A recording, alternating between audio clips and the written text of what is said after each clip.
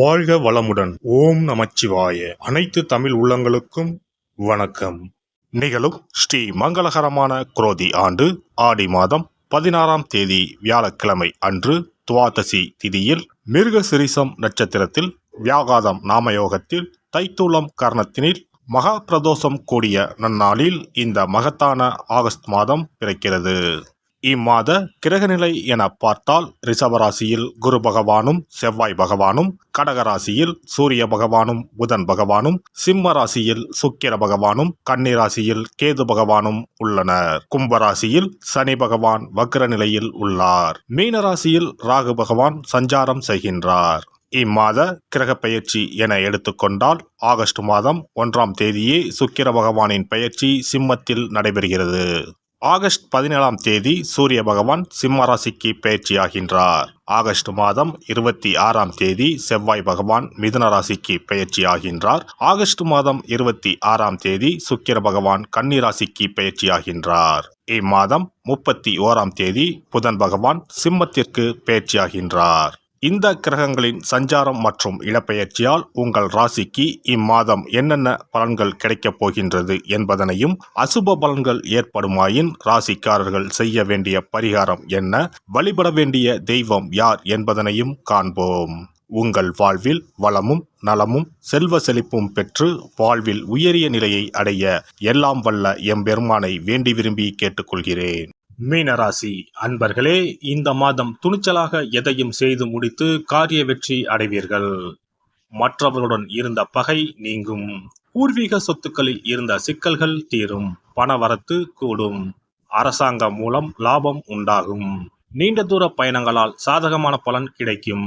சுணங்கி கிடந்த காரியங்கள் அனைத்தும் வேகம் பெறும். பூமி, வீடு, வாகனம் சம்பந்தமான விஷயங்களில் அதிக லாபம் பெறுவீர்கள். தொழில் வியாபாரத்தில் இருந்த தொய்வு நீங்கி விறுவிறுப்படையும். வசூலாக வேண்டிய கடன் பாக்கிகள் வசூலாகும். தொழில் தொடர்பான பிரச்சனைகள் தீரும். உத்தியோகத்தில் இருப்பவர்களுக்கு பணி தொடர்பான கஷ்டங்கள் குறையும். குடும்பத்தில் உங்களின் மரியாதை கூடும். உங்களது வார்த்தைகளுக்கு மதிப்பு இருக்கும். கணவன் மனைவிக்கிடையில் மனம் விட்டு பேசி எடுக்கும் முக்கிய முடிவுகள் நன்மையை தரும். பிள்ளைகள் நலனில் அக்கறை காட்டுவீர்கள். பெண்களுக்கு கடிதம் மூலம் வரும் தகவல்கள் நல்ல தகவல்களாக இருக்கும். வரவேண்டிய பணம் வந்து சேரும். கஷ்டங்கள் குறையும். மாணவர்களுக்கு கல்வியில் வெற்றி பெற எடுக்கும் முயற்சிகள் சாதகமான பலன் தரும். எதிலும் வேகமாக செயலாற்ற வேண்டும் என்ற எண்ணம் தோன்றும்.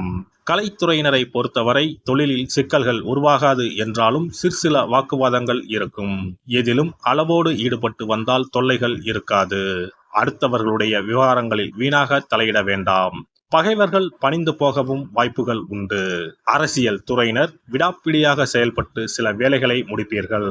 நண்பர்களுடன் மனத்தாங்கல் வரும். யாருக்கும் சாட்சி கையெழுத்திட வேண்டாம். வேலையாட்களால் பிரச்சனைகள் வரக்கூடும். மறைமுக எதிர்ப்புகள் வந்து நீங்கும். நட்சத்திர பலன்கள். போராட்டாதி நட்சத்திரம். இந்த மாதம் பணப்புழக்கம் அதிகரிக்கும். எடுத்த காரியம் அனைத்தும் வெற்றிகரமாக முடியும். மதிப்பு மரியாதை சிறப்படையும். செல்வாக்கு ஓங்கும். குடும்பத்தில் குதூகலம் ஏற்படும். தம்பதிகளிடையே அன்பு மேலோங்கும். பிரிந்த குடும்பம் ஒன்று சேரும். உத்திரட்டாதி நட்சத்திரம். இந்த மாதம் பொதுவாக நற்பலன்கள் கூடுதலாக கிடைக்கும். எதிலும் சிறிதளவு ஆதாயம் ஏற்படும். முன் விரோதம் காரணமாக சில சங்கடங்கள் உருவாகலாம் என்றாலும் அவற்றை சமாளிக்கும் வழிகள் உங்களுக்கு புலப்படும். இயந்திரங்களை உபயோகிக்கும் போது பணியாளர்கள் எச்சரிக்கையுடன் இருப்பது அவசியம். தெய்வ பணி, தர்ம பணி போன்ற நற்காரியங்களில் ஈடுபடவும் வாய்ப்புகள் உண்டு. ரேவதி நட்சத்திரம். இந்த மாதம் தொழிலில் சிக்கல்கள் உருவாகாது என்றாலும் சிற்சில வாக்குவாதங்கள் இருக்கும். எதிலும் அளவோடு ஈடுபட்டு வந்தால் தொல்லைகள் இருக்காது. அடுத்தவர்களுடைய விவகாரங்களில் வீணாக தலையிட வேண்டாம். பகைவர்கள் பணிந்து போகவும் வாய்ப்புகள் உள்ளன. விநாயக பெருமானை தீபம் ஏற்றி வழிபட காரியங்கள் கைகூடும். மன கஷ்டம் நீங்கும். எதிர்பார்த்த உதவிகள் கிடைக்கும். சிறப்பு தொகுப்பு. கண் திருஷ்டிகள் அகன்று தடைப்பட்டு கொண்டிருக்கும் காரியங்கள் நிறைவேற செய்ய வேண்டிய பரிகாரம் என்ன என்பதனை பற்றி காண்போம். வாழ்க்கையில் நல்ல நிலையில் இருந்தவர்கள் கூட திடீரென்று பொருளாதாரம் இழந்து மன கஷ்டங்களுடன் வாழும் நிலை ஏற்படும். இந்த நிலை எதனால் ஏற்பட்டது என்று ஆராய்ந்து பார்த்தால் பெரும்பாலும் அவர்களின் மீதான கண் திருஷ்டிதான் காரணமாக இருக்கும். கல்லடி பட்டாலும் கண்ணடி படக்கூடாது என்று சொல்வார்கள் அல்லவா, அது உண்மைதான். இது போன்ற பிறரின் பொறாமை கொண்ட கண் திருஷ்டியினால் பலரின் வாழ்க்கை சிரமத்திற்கு ஆளாக நேரிடும்.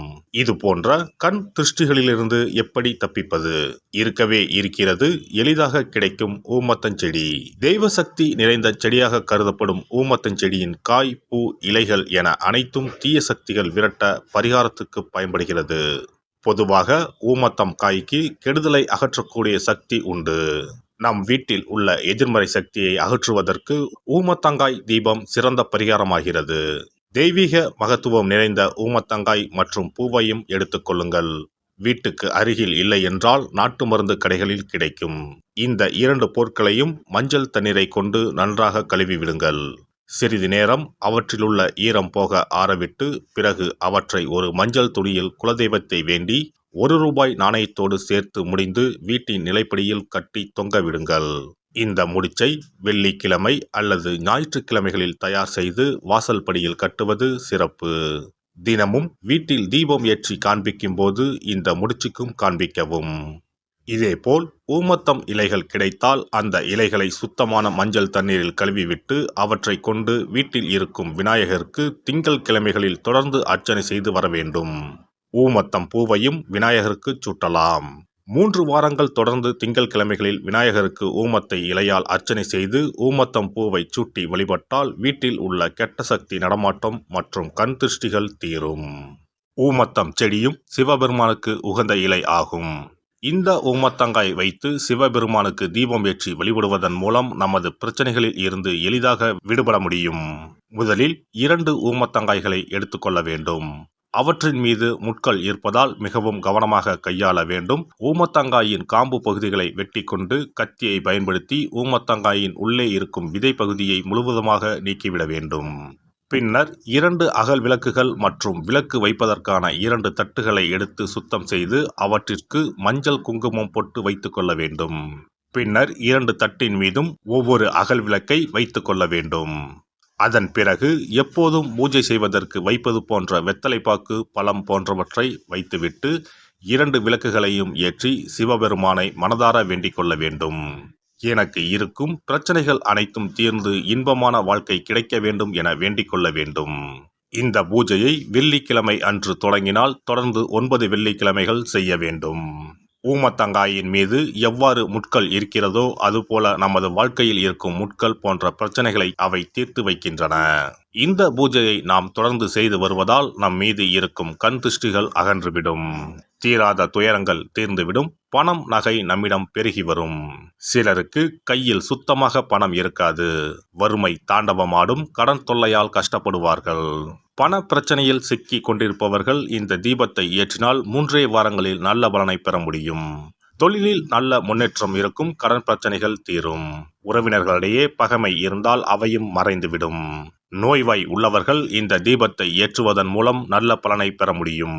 பொதுவாகவே எந்த பரிகாரம் என்றாலும் அதை முழு நம்பிக்கையுடன் செய்தால் மட்டுமே முழு பலன் கிடைக்கும் என்பதை நினைவில் கொள்ளுங்கள். எல்லாம் வல்ல இறையருளால் நீங்களும் உங்கள் அன்பு குடும்பமும் உடல் நலம், நீலாயுள், நிறை செல்வம், உயர் புகழ், மெய்ஞானம் ஓங்கி வாழ்க வளமுடன். இந்த வீடியோ பதிவு உங்களுக்கு பிடித்திருந்தால் லைக் பண்ணுங்க, கமெண்ட் பண்ணுங்க, ஷேர் பண்ணுங்க. மறக்காம சப்ஸ்கிரைப் பண்ணுங்க. பக்கத்துல இருக்கிற பெல் பட்டனை கிளிக் பண்ணுங்க. நன்றி, வணக்கம். ஓம் நமச்சிவாய. சிவாய நம.